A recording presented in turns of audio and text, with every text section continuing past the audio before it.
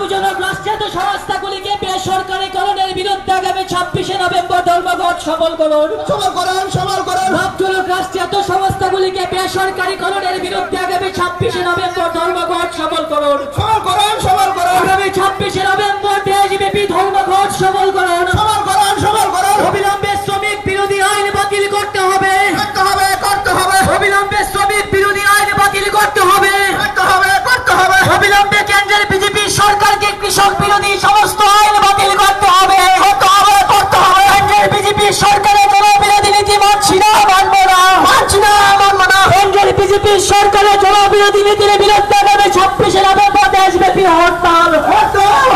আগামী 26শে নভেম্বর গাড়ির চাকা ঘুরছে না, ঘুরবে না। আগামী 26শে নভেম্বর গাড়ির চাকা ঘুরছে না, ঘুরবে না। আগামী 26শে নভেম্বর দোকান পাট খুলছে না, খুলবে না।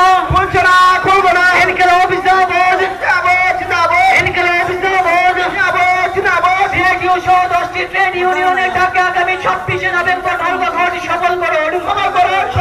আগামী 26শে নভেম্বর দেশব্যাপী ধর্মঘট সফল করুন।